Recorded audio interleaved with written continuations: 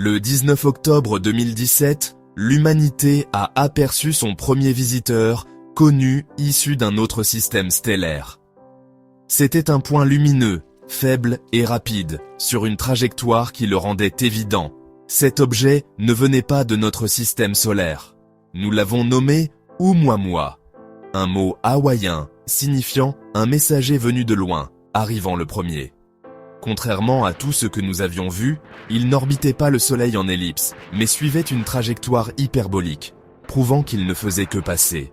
Sa vitesse était stupéfiante, plus de 93 000 km par heure, à peine ralentie par la gravité du Soleil.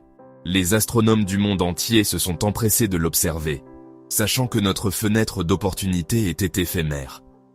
Chaque photon de lumière était précieux, chacun un indice sur sa nature. Nous étions comme des gens sur une plage, apercevant fugitivement un étrange navire passant à toute vitesse, désespérés de discerner sa forme et son origine avant qu'il ne disparaisse. Oumuamua a brisé notre sentiment d'isolement cosmique. C'était un intrus fantomatique, une énigme venue des étoiles. Et il nous a laissé plus de questions que de réponses. Les premiers indices sur Oumuamua étaient déconcertants. Sa luminosité changeait d'un facteur 10 toutes les 7,3 heures, une pulsation sauvage et rythmée. Cela suggérait une forme extrême, peut-être un objet long et fin, culbutant sur lui-même. Les calculs ont montré qu'il était au moins 10 fois plus long que large, contrairement à tout astéroïde ou comète que nous ayons jamais vu.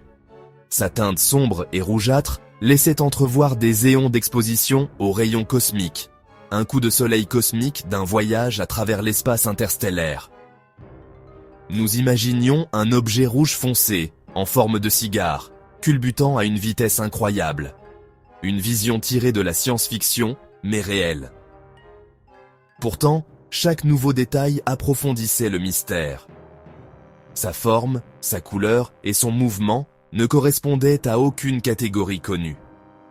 L'univers nous avait envoyé une énigme enveloppée de mystère. Était-ce une bizarrerie naturelle ou quelque chose de plus? Nos instruments ont enregistré les faits, mais l'explication restait insaisissable. Oumuamua a défié nos attentes. C'était une énigme qui n'aurait pas dû exister. Le mouvement d'Oumuamua était aussi étrange que sa forme. Il culbutait de manière chaotique, ne tournant pas en douceur comme la plupart des roches spatiales. Un tel culbutis se stabilise généralement sur des millions d'années.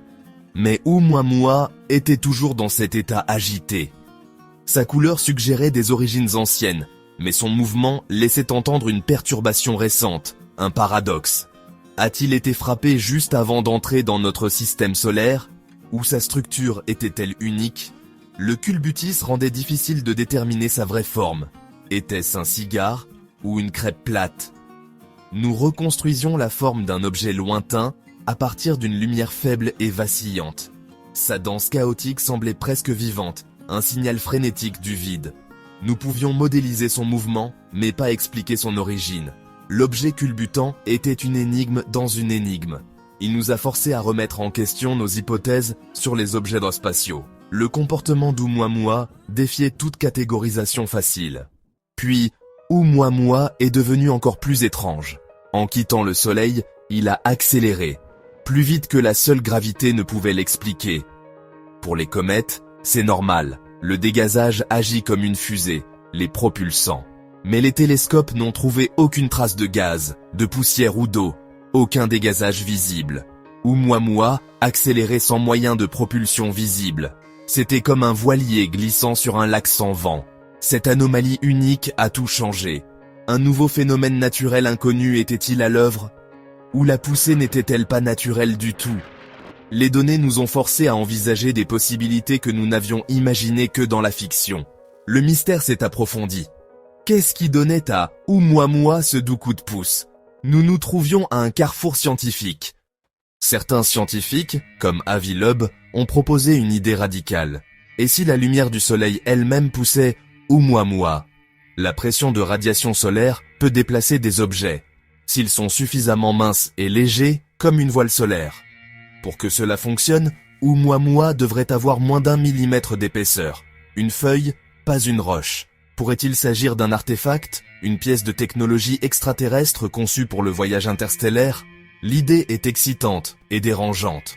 La plupart des scientifiques restent sceptiques, exigeant des preuves extraordinaires. Mais l'hypothèse de la voile solaire explique élégamment l'accélération en utilisant la physique connue. Elle correspond aux données là où d'autres théories peinent. Est-ce une sonde, une voile abandonnée, ou simplement une coïncidence cosmique? La possibilité persiste, spéculative mais alléchante. Le mystère reste entier. La communauté scientifique a également exploré des explications naturelles. Une idée principale, la théorie de l'iceberg d'azote. Oumuamua pourrait être un fragment d'une planète de type Pluton, brisé et projeté dans l'espace. En s'approchant du Soleil, la glace d'azote se sublimerait, créant des jets de gaz invisibles, expliquant l'accélération sans coma visible. Cela dépeint Oumuamua comme un réfugié cosmique, un fragment d'un monde brisé. Cela suggère que les collisions planétaires violentes sont courantes dans la galaxie. Mais il y a des défis. Un iceberg d'azote pourrait-il survivre des millions d'années dans l'espace? Certains calculs disent que c'est peu probable. Chaque explication naturelle nécessite une nouvelle classe d'objets exotiques. Le débat fait rage. Artefacts cosmiques ou débris cosmiques? La vraie nature d'Oumuamua reste insaisissable. Dès que l'origine de Oumuamua fut claire, nous avons écouté des signaux. Le projet Breakthrough Listen l'a scanné avec de puissants radiotélescopes. Le résultat? Un silence absolu. Pas de signaux, pas de diffusion, rien que de la statique cosmique. S'il s'agissait d'une sonde, elle était silencieuse, ou au-delà de notre détection. Pour les partisans des objets naturels, le silence était attendu.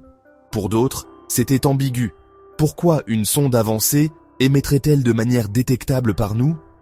Le silence était obsédant, approfondissant notre sentiment de solitude cosmique. Nous écoutons, mais nous ne savons pas quoi entendre. Le vide n'offrait aucune réponse, seulement plus de questions. Le débat autour d'Oumuamua parle en réalité de nous. L'univers est-il rempli de merveilles que nous pouvons expliquer? Ou ne sommes-nous pas seuls? Voir Oumuamua comme naturel nous maintient au centre de notre histoire. Le voir comme un artefact nous humilie, suggérant que nous ne sommes ni les premiers ni les plus avancés. Cet épisode a révélé notre manque de préparation.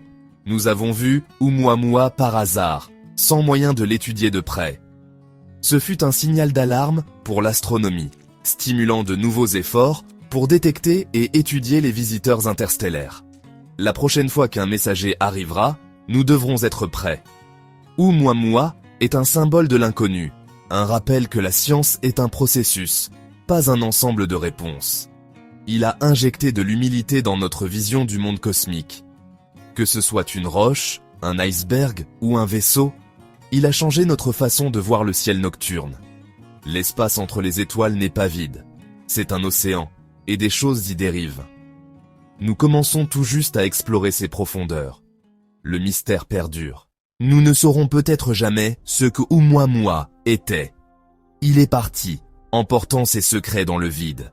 Nous restons avec des données ambiguës et des théories concurrentes. L'histoire n'a pas de fin nette. Son plus grand héritage est peut-être les questions qu'elle a laissées derrière elle. Nous avons déjà trouvé un deuxième visiteur interstellaire, Borisov, qui s'est comporté comme une comète normale, rendant Oumuamua encore plus étrange.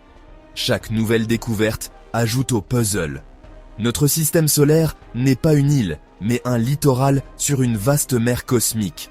Nous avons appris que nos théories sont incomplètes et que nous devons considérer l'inimaginable. Le visiteur a laissé une marque sur notre science et notre imagination.